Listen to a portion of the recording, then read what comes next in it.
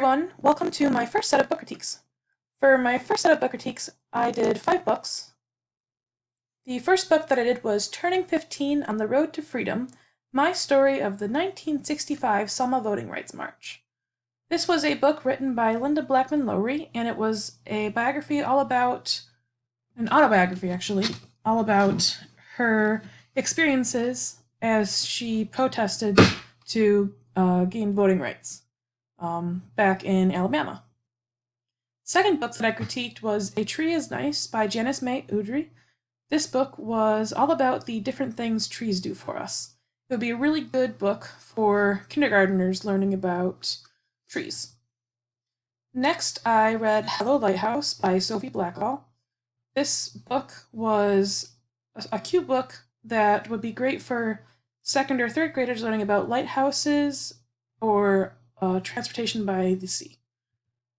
Next, I read Wolf in the Snow, which was super cute. It had no words, it was all in pictures, and it was this little girl and this little baby wolf who got lost and then helped each other to get home. It was just a super cute little book that would be great for just for fun reading. Lastly, my feature story, which is Parvana's Journey by Deborah Ellis, was a historical fiction about a girl named Parvana who had disguised herself as a boy, and as she traveled during the Taliban's regime in Afghanistan, she came across a couple of different people right after her father died, because she was trying to get home or get reunited with her mother and her siblings. So she, along the way, she has these little adventures, and it's really gives it to you straight kind of what people who were civilians endured under the Taliban regime. So I created 2 lessons for 8th graders. First was a history lesson where the students would individually create a thing link, and this thing link would show different causes of why the Taliban was able to rise and why Afghanistan had a war, basically. So the history behind the war and the economic and governmental causes that had the consequence of the war.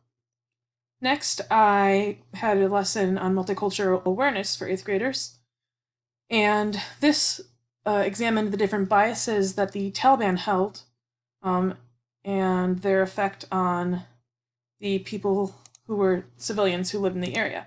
So the students would go to this Flipgrid and they would share with each other 3 different biases the Taliban held, which led to the oppression of civilians. So for both of the lessons, the students would share with each other on Flipgrid. They can share right here down in the discussion, which is really awesome because you can take a video and discuss it through a video rather than having to type out everything. And then for the thing link, the students would have to present the thing link in front of the class and share with each other in that way. So it would actually, instead of having to create a PowerPoint, they would get to make a thing link, which is kind of like a poster online but interactive. So I hope you enjoyed my first set of book critiques, and I would definitely recommend, out of all 5 of them, I think I would recommend Parvana's Journey the most. That was my favorite, and it really gives you helps with perspective taking and seeing what these people really are enduring. And it has to do with current events as well, so that really helps students to kind of see their place in the world. So it's a really great story, especially for 8th graders. I would recommend 8th grade just because there is some gory details that would not be appropriate for younger students. So thanks for watching, and I hope you have a great day.